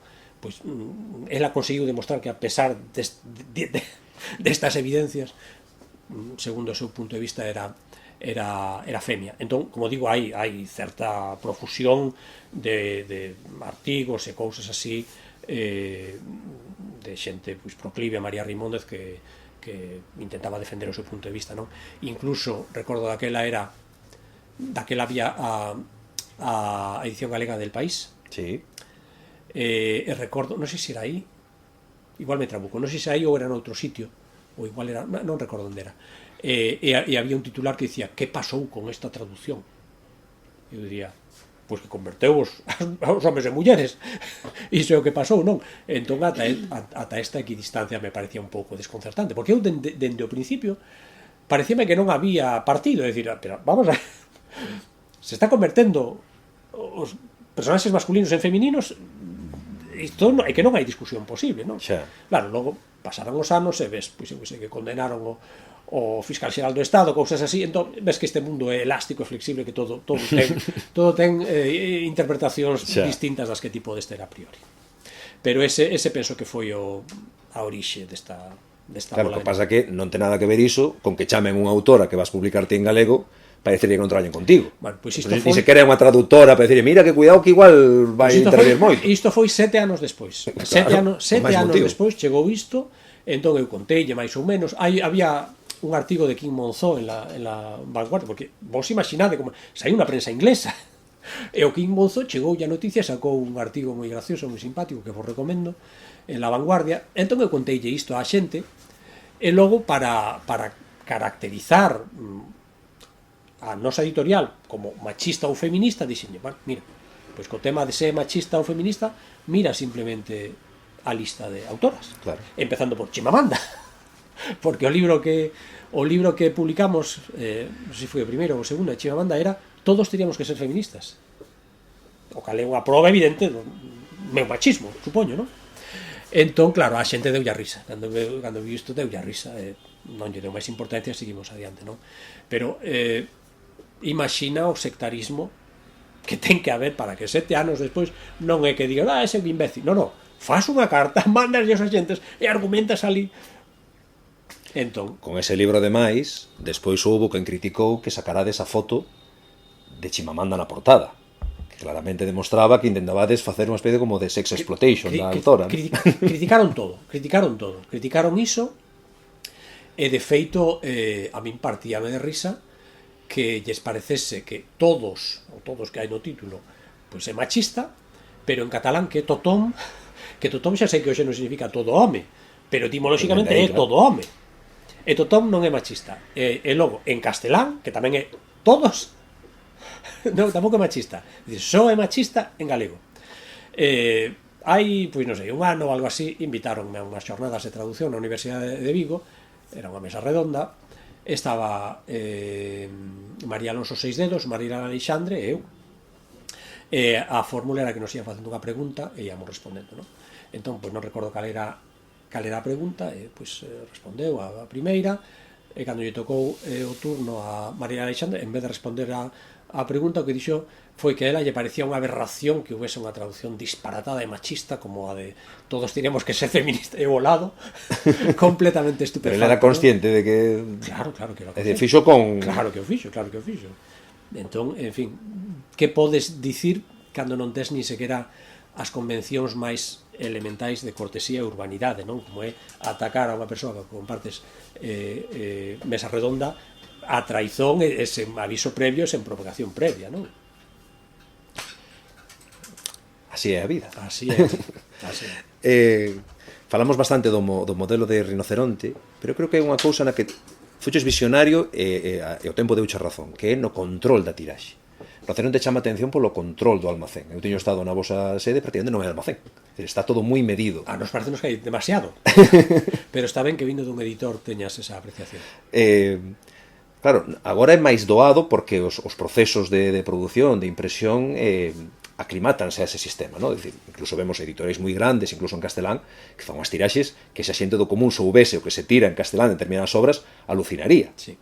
Pero vos no primeiro momento supoño que iso obrigou a que o custo fose un pouco máis elevado, non? Nos empezamos con offset, como todo mundo, ao principio con 1000 exemplares, e logo ver que eses libros ian directamente á trituradora ao cabo de uns meses ou duns anos. Empezamos a baixar, seguíamos con offset, pero xa 800, incluso 600 exemplares. E paralelamente, eu, dende que montei Rinoceronte, empecé a recibir, así, con certa periodicidade, visitas de persoas que me viñan pedir consello para montar unha editorial. E unha destas persoas era o noso traductor do finlandés, Tomás González Ájola. Montou unha editorial que se chamaba Urco, que era ainda máis de nicho que Rinoceronte, porque xa non só era de traducción, senón que era de traducción de literatura gótica, fantástica e demais. Pero a mí o proxecto pareceume chulo, e deille, por suposto, toda a información que puiden e os consellos que tiña, pero eu vía que Tomás era moi habilidoso facendo unha especie de impresión de artesanía, é dicir, el cos seus medios que tiña na casa, pois, unha impresora normal e unha guillotina, ia facendo ali cousiñas que levaba a encadernar, e dixenlle, por que non montas unha imprenta digital? Pero iso é unha liada, tal. Non, faino. Daquela estaba empezando Tórculo. Tórculo empezara, pois, como empezara con fotocopias, logo, pois, deu o salto á impresión offset, e como estaba empezando a chegar a tecnoloxía de impresión digital de libros, estaba tamén empezando con iso. Uns libros bastante maluchos, eu teño algunha mostra daquela, claro, era nos inicios. Entón Tomás e os seus socios quedaron así un pouco descolocados, porque non, esa idea que tiñan era de vender libros.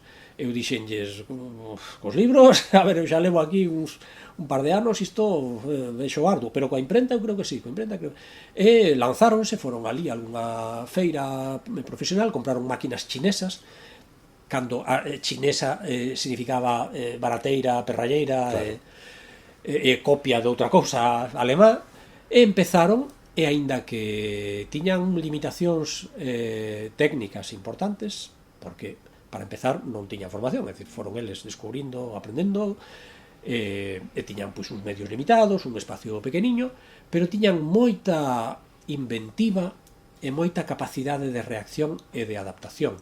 Por exemplo, cos recortes dos libros, cando a solapa non era moi longa, pois facíanse que ninguén o pedise, marcapáxinas e cousas así, e tiñan moita capacidade de adaptación. Entón, nos apoiamos firmemente dende o principio esta imprenta que se chama Sacauntos, somos, penso que aínda hoxe somos o seu principal cliente, crecemos establecendo unha simbiose.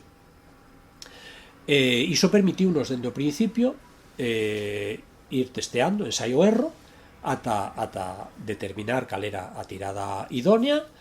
É unha cousa que fixemos que hoxe, pois tamén, aínda hoxe, un pouco tabú, era poñer claramente, pois, a tirada que facíamos. Inventamos tamén o concepto de fornada, porque claro, que hai unhas discusións bizantinas sobre o que é impresión, ou reimpresión, ou edición, ou non sei que, pero claro, vimos que iso xa quedará obsoleto dende o momento en que xa non se facía unha impresión offset.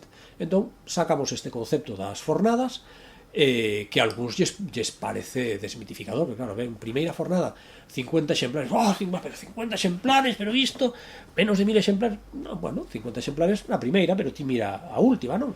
Hai un libro por aquí, a trenza, que non sei, pois mira, a 18ª fornada, pois como cando comprábamos aqueles libros de Alianza de Bolsillo, 27ª edición, non? Evidentemente non eran de 100 ou de 50 como hai aquí, pero pois era... Tes documentado algún outro caso de editorial que faga iso? De marcar exactamente o número de exemplares de cada tiraxe? Non me consta. Que eu penso que eu nunca encontrei iso. Ainda vexo algunhas editoriais, traballei nunha librería, pero non... O mellor Gonzalo ten algún dato, pero eu nunca vin iso. Decir, porque efectivamente, como falas, é un dos grandes tabús. É dicir, o número de exemplares. Eu entendo porque... Incluso nas grandes cifras, que se fala de lectores, non se fala de vendas. Sí. Eu entendo porque creo que pode ser desmoralizador. É dicir, que se ti estás no mundo editorial e literario galego e fas libros, lle das ao lector o que queres conquistar unhas cifras que demostran que está nun reduto, en un nicho, nun nichar, como digo en Cangas, pois igual causa o efecto contrario, non? Pero a nos parecenos...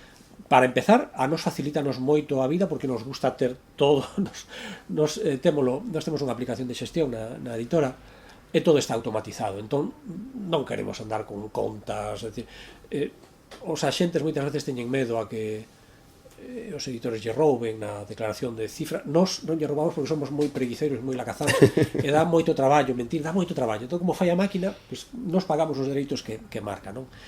E incluso para a xestión de almacén e para todo, nos facémolo coa nosa aplicación, que nos costou os nosos cartiños e o noso esforzo poñela a punto.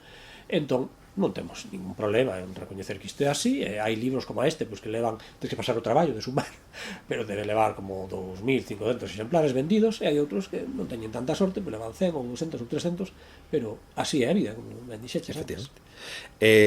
Supoño que tamén nese sentido tendes a fortuna de que case sempre traballades con autores ausentes. Hai moitas anécdotas de autores galegos que cando lles pasaron as vendas, non falo por vos, pero en xeral, é dicir, Xerais, Galaxia, cando lles pasaron as vendas, levaron un susto, porque contaban con vender moito máis, non? Eu penso que a xente hoxe en día xa sabe de que vai isto, porque, a ver, para empezar, hai moita máis información, é moito máis fácil acceder á información, e logo, pois, están esas cousas de autoedición, que, ao final, é un sacacartos, non? Claro. Entón a xente sabe que isto pues, é como é, que hai case máis autores que lectores. A xente ademais fai unha ilusión terrible o de publicar, e ademais publicar non lle vale a autoedición, porque claro, es que a autoedición digo, pero a ver, se que te quere igual é que non vale o que estás facendo, non? Claro. Pero non o asumen, é unha cousa curiosa. Entón, penso que xa máis ou menos están de volta de todo isto. Penso que é moi raro, a ver, algún alma cándida aí aínda, pero penso que en xeral a xente xa asume que cada vez se vende menos, e no caso do galego, pois menos aínda, que en todo caso que podes facer, pois isto que se leva discutindo hai unhas semanas do efecto trampolín, non? Ti métete en galego, empezas a escribir en galego e logo pues, igual te traducen ao castelán ou das o salto e xa escribes directamente en castelán. Entón, o importante é que te publiquen. Outro caso de éxito de Rinoceronte é a colección, que aquí non coincido que non hai ningún, de banda deseñada. É dicir, tendes tiraxes, sí, Persépole, Maus, é dicir, hai Herba, mira, xusto. A priori tamén parece unha aposta complicada, non? É unha aposta complicada porque, para empezar, aquí non podes traballar con impresión digital. Porque realmente se en branco e negro poderías, pero xa ten uns formatos que saen do convencional. A impresión digital é como o Ryanair. É dicir, colle un modelo central, o máis replicado, e aí pode funcionar. Aínda así, unha unidade de libro impreso con impresión digital é máis caro, claro, que unha unidade de libro impreso con offset. É de peor calidade, pero en xeral funciona pois porque tes tiradas baixas, claro, por unha serie de factores, non? Con Ryanair igual, Ryanair pois en determinado tipo de voos vale, pero se queres ir pois eu que sei, a Perú, a México, ou o que sea, pois aí xa non hai, tes que ir coa, claro. Pois aquí igual, se saes do normal e da media, xa non é rendible a impresión digital, baste a offset. E claro, isto significa que tes pois 1000 exemplares ou 800 que ocupan un montón de espazo, porque é un palé que tes que ter no almacén, tes que pagar 800 ou 1000, mentres que impresión digital vas pagando os que fagas, claro, 200 ou que sexa. É complicado porque hai algúns títulos que venden ben, contra todo pronóstico, títulos xa veteranos seguen vendendo ben, como é o caso de Persépole, que cando sacamos hai, pois non sei canto haberá, 10 anos ou 12 anos, xa me parecía bello, xa pensaba, pero isto xa o ten todo o mundo. É dicir, que ainda poderíamos ter sacado antes, e segue vendendo, non? E logo outras cousas máis recentes, que nos parece que igual teñen máis sentido, ainda que poidan ser un pouco conxunturais, pois como de Yousaco sobre a Guerra en Gaza, pois non acaban de funcionar. Aí non o sabes. O de Zero Calcare, que é un autor italiano, funcionou razablemente, pero tampouco, é dicir, non se vendeu a tirada. Xa. Entón, claro, os forofos de Zero Calcare preguntan, cando van a sacar os outros? Pronto. realmente o que pensas cando se venda esta, Xa. non? Porque o que non pode ser pois iso, vender a metade ou ata a metade ata certo punto compensa, pero as marxes son moi pequenas e o lóxico é que polo menos vendas polo menos 3/4 partes pois dunha tirada destas grandes, non? Xa. Pero sí, foi unha aposta que nin foi un fracaso clamoroso, nin tampouco é que sexa bomba, aposta que máis ou menos vai cubrindo, os que funcionan ben cobren os seus gastos e tamén permiten que improvisemos con alguna outra cousa así, pois como exemplo o de Yousaku, que además o de Yousaku nos na nosa ingenuidade démonos moita presa porque pensamos que igual acababa a guerra de Gaza antes de que saíse, non? E vemos que por desgraza non é así. Pois non. Pero que o desempeño dos distintos títulos é irregular, pero en xeral cobre e parecenos a nos gustanos moito, sentímonos moi orgullosos de que haxa estas cousiñas en galego. Non, e ademais que igual que pasa iso, no? Que hai lectores que xa están coa expectativa de que apareza en Rinoceronte un título traducido, eu creo que tamén o conseguistes coa banda deseñada, é dicir, cando aparece unha banda deseñada así como moi popular en castelán ou na súa lingua de orixe, está xa esperando a que vos o saquedes, é dicir, que en Galicia realmente ese nicho de mercado tendelo vos. Sí, o cal é unha pena, e isto era o que dicía eu pois hai anos, cando nos dicían que pasada, porque Rinoceronte fixo a primeira traducción ao galego pois do checo, do húngaro, do polaco, do non sei que. Eu dicía, sí, a ver, se hai que vender méritos, pois sí, está ben iso, pero a min parece que incluso un pouco patético que a estas alturas do século XXI na Unión Europea haxa linguas que non se traduciron ao galego, non? Cando hai xente de aquí que está de Erasmus alá, ou xente de lá que está aquí, ou que casaron, ou tal. Entón, que houvese que esperar a 2020 algo para facer a primeira traducción do romanés ao galego, Pois sí. Eu, se hai que colgar a medalla, colga, pero pareceme triste. Xa. Xa temos que ir rematando. Antes falaches desa próxima Rinoceronte ahora en español. Non sei se hai outro proxecto futuro que che gustaría adiantarnos algo, ou incluso mellor algún proxecto persoal teu fora do que é Rinoceronte. Mellor vas traducir un libro para, non sei, para Xerais, por exemplo. Non me pecho, se me queren contratar, eu, en fin, se teño tempo e podo encaixalo, estupendo. Non hai nada que se me ocorra que haxa así en perspectiva, pero sí me gustaría comentar algo sobre o dicionario, que un proxecto que me enche de moita satisfacción. É unha cousa que se fixo de forma non premeditada, porque empezou como un documento de Word compartido na rede interna da empresa, cando estábamos traducindo o libro de texto o galego, non? E había moitos termos que non había, pois eu sei, sinclinal ou cousas así.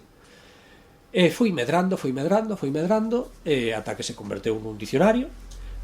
Metemos as entradas daquel dicionario castelán galego da Real Academia que non se reeditou, e non se reeditou por un bon motivo, porque é un desastre, é un dicionario que non sei quen fixo, faríamos bolseiros, é unha desfeita, pero que estaba ben polo menos para ter un corpus inicial do que partir, non? Entón nos incorporamos esas entradas, puxemos as nosas que non había aí, e a raíz de aí empezamos non só a reformular entradas que xa había, porque todo isto é importante dicir que non é un traballo lexicográfico dun equipo lexicográfico que se senta nunha mesa e está ali dedicando pois, unha xornada a facer isto. Non, isto é tamén feito con retallos, non? Con descartes do tempo da editorial e do propio uso do funcionamento diario da editorial. A nos axúdanos moitísimo porque de feito unha cousa que incorporamos nos últimos libros é unha nota que está na páxina de créditos que di todo o léxico que figura neste libro e que non estea nos dicionarios habituais da Real Academia está no Reino Dicionario. Isto dache unha enorme paz mental, aparte de darlle moita coherencia ao léxico que empregas, non? Porque claro, o vas usar sempre así. Hai outras fórmulas, eu que sei, pois estou pensando nunha entrada que metemos onte, que era queda ben, ou ben queda, porque en castelán hai queda bien ou bien queda, Claro, ti que dis, pero é que vin e non sei onde queda ben, e no outro lado vin ben queda, ou máis que velo probablemente o iches, porque non está, esa entrada non estaba en ningún diccionario. Entón, a ver, nós non somos lexicógrafos, isto faise en tempo de desconto, isto faise gratis. Entón non aspiramos a nada, en canto nos sinalan que hai un erro, nós por suposto facémolo, non? E cando poñemos unha entrada que non está na Real Academia Galega e propoñemos unha forma que logo a Real Academia cambia por outra, ou a Real Academia recolle por fin, pero pon outra, nos aceptamos o criterio académico. Ás veces estamos en desacordo e poñemos unha nota dicindo, pero poñemos sempre. Entón, isto fai que a escolla que ti propoñas podrá estar mellor ou peor, pero vai ser sempre a mesma. E ata que haxa algunha referencia de máis autoridade que estableza a canónica, esa vai ser a nosa. Entón, eu penso que isto está tendo unhas consecuencias fantásticas de reforzo da consistencia da lingua galega, non? E sempre con esta visión cara fora, porque evidentemente se vas ler literatura de Risco ou de Ángel Fole, con que teñas o léxico dos lobos e tal, xa che vale, non? Pero se queres falar de cousas cousas de fora ou non especificamente de fora, pero que nos nomeamos con nomes de fora ou que nos chegou dende fora a súa referencia, penso que é fundamental termos esta ferramenta, e a día de hoxe non había ningún diccionario castelán-galego accesible así. Entón é algo do que eu estou moi satisfeito, e ademais penso que debo ser o usuario que máis agradece que xa isto, porque eu uso ao diario, teño sempre aberto ali e sempre estou consultando. Pois podes estar ben orgulloso. Eu creo que todos os traductores de Galicia están usando os Reino Dicionarios, porque non é só un, é dicir, hai o castelán galego, que eu creo que o que usa a maioría, pero depois hai dicionarios complementarios, agora tamén hai un de latín, non? Hai de latín, hai etimolóxico, eses están pechados. Estás empezando, non? Son achegas pechadas de persoas que non son da editorial, que non o cederon gentilmente, entón está ali, tamén é unha forma de darlle visibilidade, pero os que son realmente produto de xente de dentro son o castelán galego e o complementario. O complementario é un diccionario da lingua galega no cal non están todas as palabras que están en todos os lados, é dicir, non busques ali libro, casa, mesa, porque esas xa están en todos os lados, busca ben queda, ou queda ben, ou peluchismo, por exemplo. Claro, son como máis como de neoloxismos, por así dicirlo. Claro, é aquilo... palabras alleas ao corpus que tenga, sobre todo, o diccionario. Non necesariamente neoloxismos, hai tamén localismos, e hai fórmulas populares, fórmulas que simplemente, o sea, palabras que non están nos outros diccionarios. Insisto, moitísimas gracias por facelo, por abrilo, porque podía usar como ferramenta vosa particular, pero é unha cousa que está aí accesible. Agora ademais hai xa unha aplicación para descargar no móvil. Ese foi un detalle que tamén me resulta moi gratificante, porque foi a colaboración entre dúas empresas privadas, sen axudas, nin subvencións, nin nada, que non habrá ningún problema, que hai xente que ten tendencia a criticar moito as axudas están aí para collelas. Por desgraza non as ten. E as axudas hai nas en todo o mundo, en países como Francia, o sea, axudas hai en todo o mundo. Pero neste caso non pedimos ninguna axuda, porque xurdiu así, pois sumamos esforzos, aí é perfecto. Parece un exemplo maravilloso de como a suma de dous elementos é maior que os dous elementos illadamente, non? Eu non son editor, traductor, son tamén lector, e son galego, e son partícipe do ecosistema literario editorial galego, e son consciente de que a axuda que me presta o dicionario ya presta calquera outro usuario, non? Como ya? O sea, que non me cabe na cabeza pechar iso a ninguén, non? Penso que hai que compartilo, que estamos todos defendendo o mesmo, compartindo o mesmo, aínda que haxa visións sectarias que non, pero eu non defendo esa actitude. Eu defendo o establecemento de lazos e a creación de redes máis alá das filias e das fobias. Podo pensar que é unha persoa horrible, pero que editas moi ben, ou que escribes moi ben, ou que tes unha librería moi bonita, entón, pois bueno, pois vale. Non ten nada que ver. Pero, inda que fales que non sodes lexicógrafos, sí que se agradece moito que vos, por exemplo, determinadas palabras estades, pues, efectivamente, confrontando coa propia academia, non? É dicir, por exemplo, eu agora, nas traduccións últimas que estou facendo, estou incorporando o verbo susurrar, porque eu vou ao vosso dicionario, como está ali, e ademais justificades que é unha palabra que está en portugués, e eu fíome do voso criterio, pois, bueno, xa vou tranquilo. Ata agora dicía, pois, sinto falar susurrar. Todo o mundo di susurrar, pero, bueno, ao final, os que usamos o galego estándar no ámbito editorial, temos ese xogo que levamos moito tempo, no? En plan, bueno, isto sí, escoito todos os días, pero non é galego. Xogamos Pois, con esa especie como de ambivalencia. É que a fronteira entre o que é galego e o que non é galego é a decisión que se tome un día. Exactamente, iso me Unha refiero. palabra pode estar proscrita un día e o día seguinte da reunión da Real Academia decidir que está. Entón, eu guíome moito polo portugués e ademais considero, non só polo portugués, hai veces en que o portugués non ten esa fórmula, pero ten o castelán e o francés e o italiano, entón, pois tamén me parece razonable, Claro. non? Pero o que non ten ningún sentido, é dicir, eu entendo que pode haber unha correspondencia desigual entre distintas fórmulas, entre pares de fórmulas en distintas linguas, non? É dicir, que unha palabra en galego dea 30 en castelán e ao revés, que unha palabra en castelán resulta que ten 15 equivalencias en galego. O que non pode ser é que sistemáticamente sexan 15 en castelán e unha en galego. Claro. Iso non ten ningún sentido. E sobre todo, que sexamos tan exquisitos cos castelanismos, a hora de rexeitar castelanismos, e que en portugués digan palito, por exemplo, para o pauciño co que escarabellas nos dentes, non? Entón, a ver, eu non creo que sexa necesario poñer palito, temos escarbadentes, xa nos chega ben, entón eu non comparto a idea de que todo o portugués pode ser galego. Eu penso que hai cousas que non as necesitamos. Non necesitamos greve, porque temos folga. Claro. Entón, que sentido ten? É dicir, hai formas xenuínas, auténticas galegas que están aí, pois perfecto.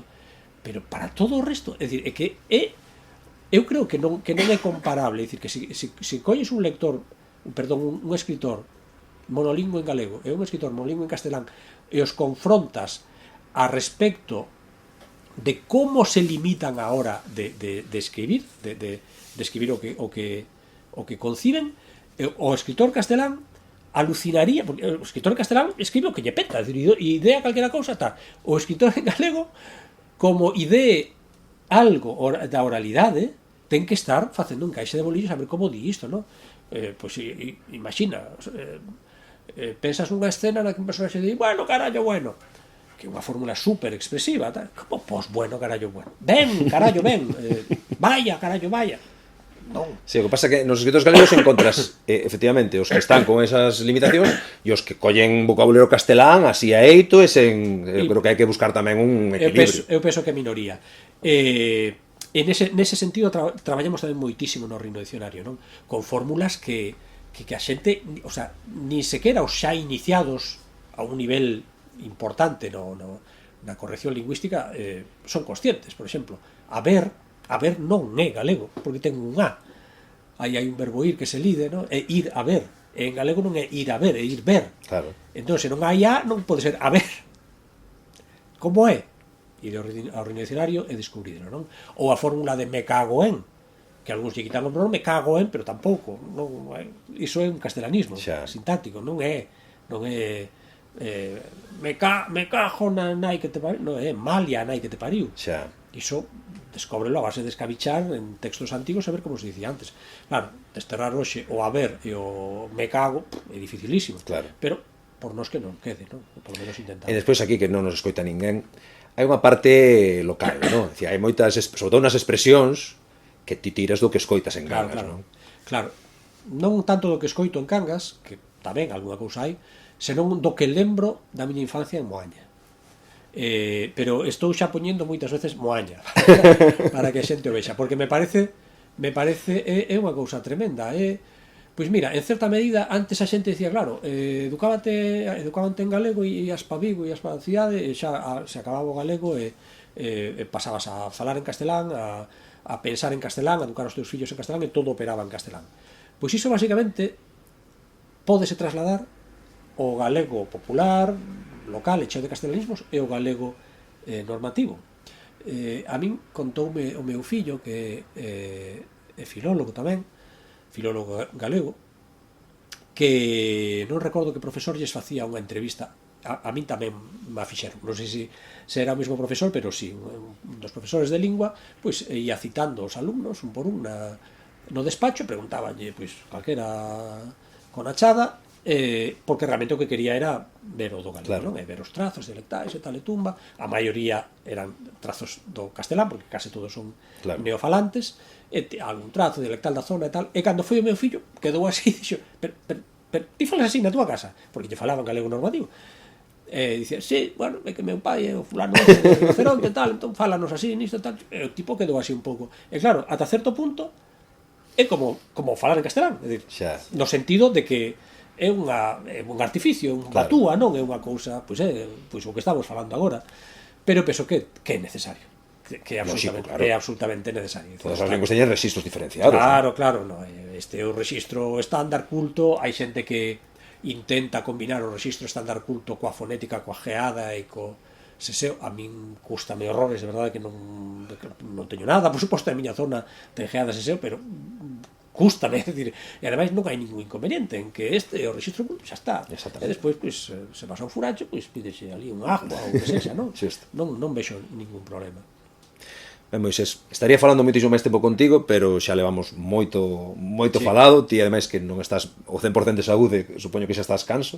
Sí, un poquinho, sí. Así que xa van 2 botellas de auga. Agradecerche moitísimo que estiveses aquí connosco, moitísima sorte, que puidamos falar dentro de outros 10, outros 20, bueno, moito máis alá, porque terás que xubilarte, pero sí que Rinoceronte siga con ese pulo e que non perdas nunca ese desexo de facer cousas novas que te caracteriza.